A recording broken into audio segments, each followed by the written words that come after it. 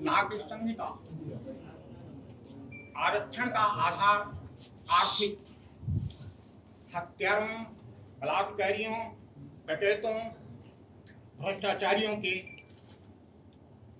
किसी प्रकार का चुनाव लड़ने पर पूर्ण प्रतिबंध। देश के सभी उत्सव हिंसा प्रदूषण रहित हों।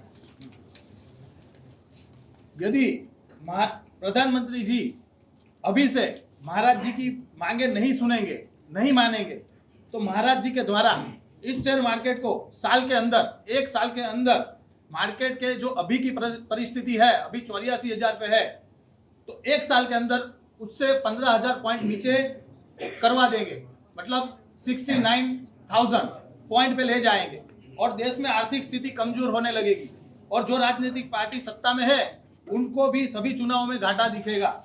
महाराज जी की तपस्या के कारण और कई विषयों में देश के लिए महाराज जी की बहुत बड़ी भूमिकाएं रही है, लेकिन पहले आप इन 2 विषयों पर महाराज जी की बातें माने और महाराज जी की शक्ति देखें।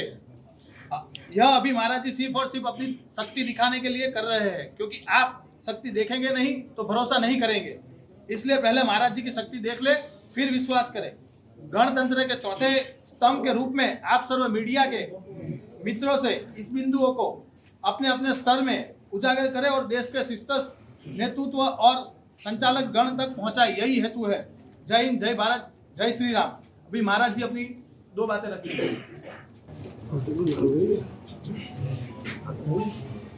सबसे पहले 1990 के पहले जो आदर्श मेरे 4 और राम मेरे आराध्य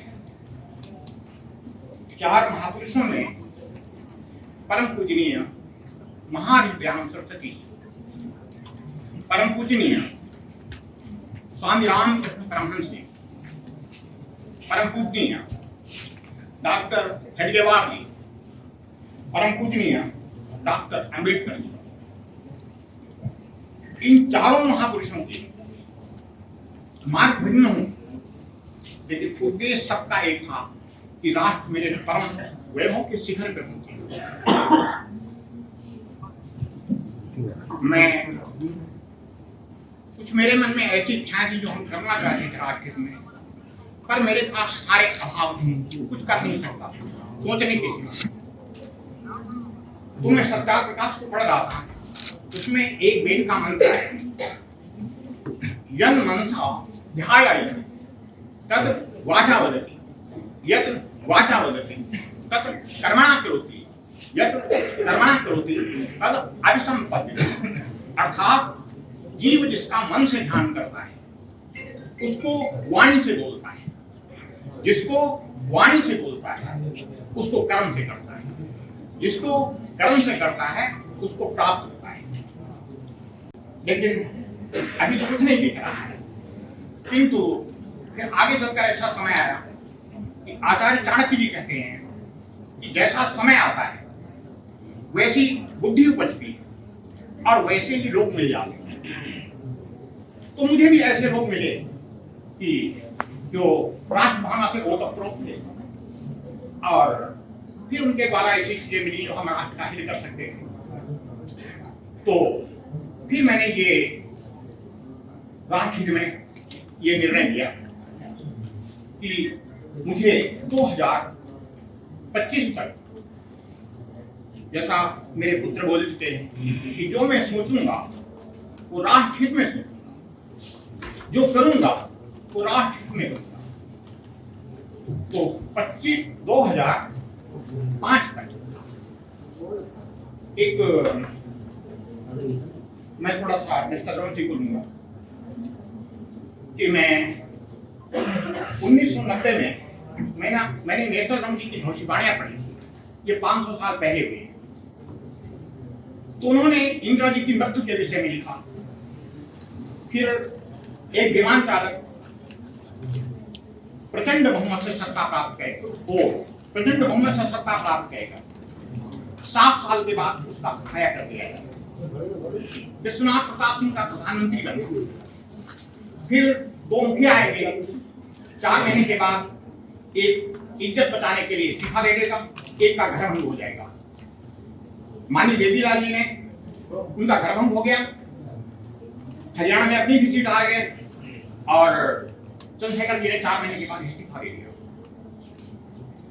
फिर उसके बाद जो लिखा था कि नरसिम्हा राव जी बैठेंगे, एक बहुत सुविधा हुआ प्रधानमंत्री बैठेगा जो अपना कार्यकाल पूरा करेगा, तो ये हुआ। और फिर उन्होंने आगे 1999 जुलाई महीने में राष्ट्र के लिए बहुत अहितकर 1.1 जनसंख्या समाप्त हो जाएगी। मैं समझता हूं कि वो जो घटना थी वो 2000 साल में जितने लोग नहीं मारे गए, अकाल काल कवलित हुए, उससे अधिक इसमें जाते। तो मैं उसके पहले कई घटनाएं टाल चुका था, इस पर हम बाद में बात करेंगे।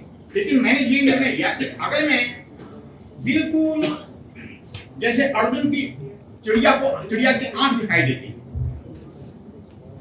अगर मैं बिल्कुल चिड़िया की आंख की तरह करूं, एक ही मेरा लक्ष्य रहे कि इस घटना को टालना है, तो फिर मैं 90 से लेकर 2018 तक नेशनल डेमोक्रेसी की भविष्यवाणियां कोई भी नहीं थी, क्योंकि ये काटने का मुझे संतों के पास बहुत हैं, ऐसे बहुत संत हैं जो कर सकते हैं, मुझे उन्होंने कुछ नहीं किया, लेकिन उनके अंदर ये पावर है कि वो नहीं को टाल सकते, वो मैंने किया। फिर ये था कि 2000, पहले तो ये हुआ था, सेंसस में ये हुआ था कि एक बार बिल आया लोकसभा में गौ हत्या के ऊपर,